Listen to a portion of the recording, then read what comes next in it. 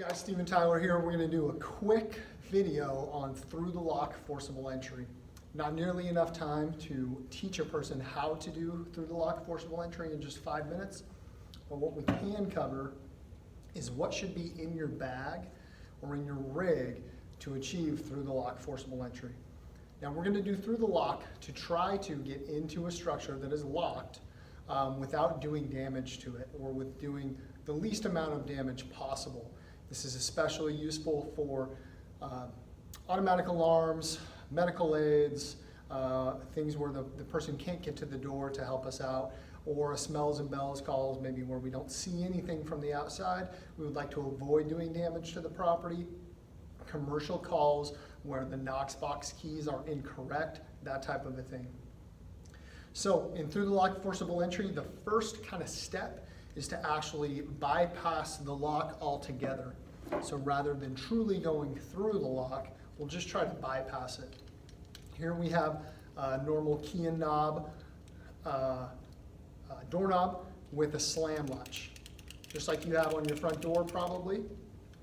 We can try to bypass that slam latch with some type of bendable but still rigid material. This is the old credit card trick, right? We carry these torn off covers from the old Fireline handbook that the NWCG would hand out, and we can a lot of times slide that through between the latch and the door jamb to cause that slam latch to depress and open up.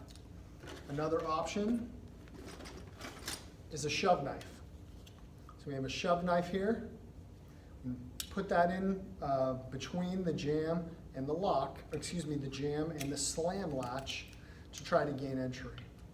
It's not going to work in every situation.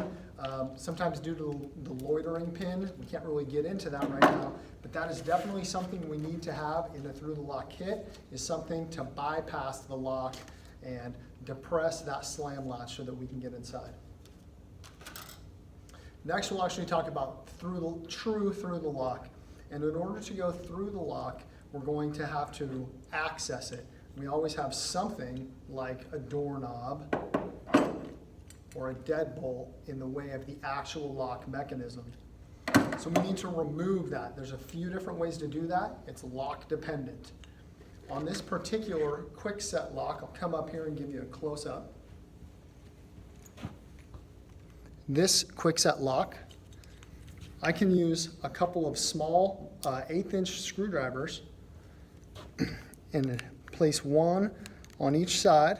I'm not going to actually be able to achieve this due to only having one hand here, but we put those on the face of the lock, and we'll actually be able to pop it out and access the mechanism. Once we access the mechanism, we're going to need to turn it. And we can achieve that with a set of needle nose pliers. Be able to pop that off and turn that mechanism. So, 2 1/8" screwdrivers and needle nose pliers. Not every locking mechanism is going to be able to be turned or most effectively turned with a set of needle nose pliers, and we'll talk about that here in a minute. If it's a different type of doorknob that we can't just pop the face off of, we're going to need a lock puller of some kind. There are a lot of lock pullers out there. What we carry on our rig is a Rex. The Rex comes up underneath, on top of, to the side of a doorknob, and just pops that thing right off. Again, we access the keyway mechanism, turn it, open the door.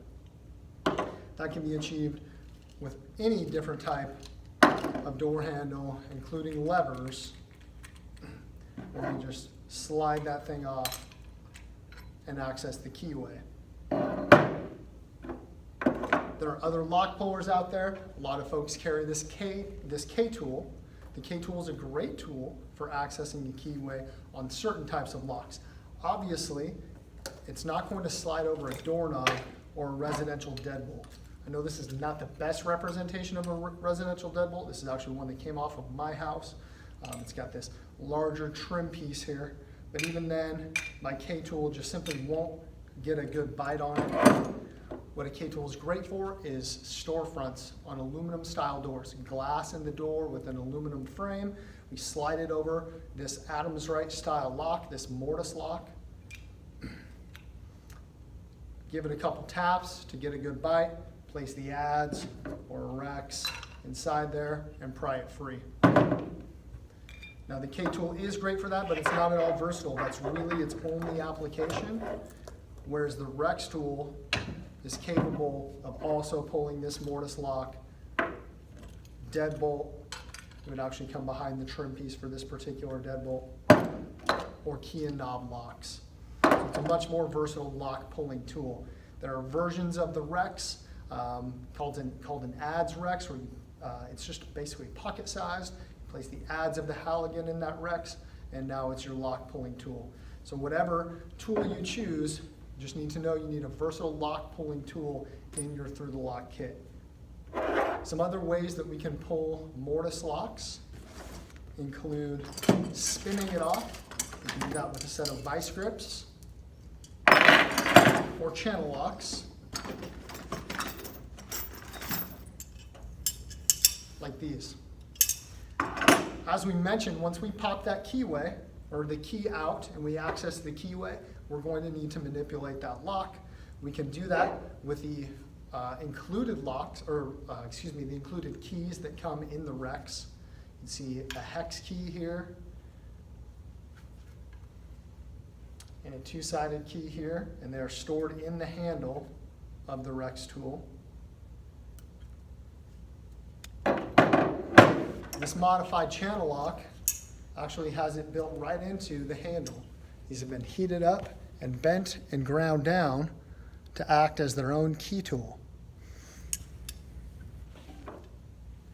So we can potentially spin off this mortise lock and then access the keyway, manipulating it from 5 to 7 or 11 to 1, depending on the orientation, using these key tools that are built into the actual channel lock.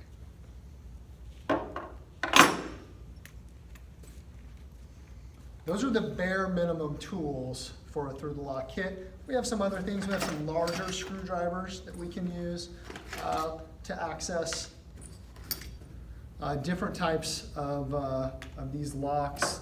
Potentially we can pry the face off with that, drive it into a mortise lock and spin it out. But really, what I've already mentioned here is kind of the bare minimum for through the lock tools. So we have a set of vice grips,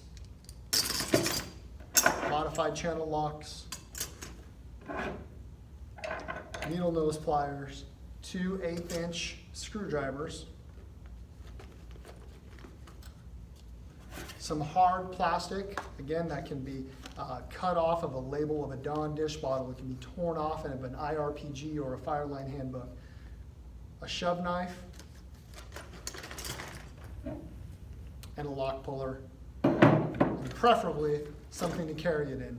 You don't want to be wearing all this stuff at all times. It's really going to drag you down if this stuff's in your bunkers.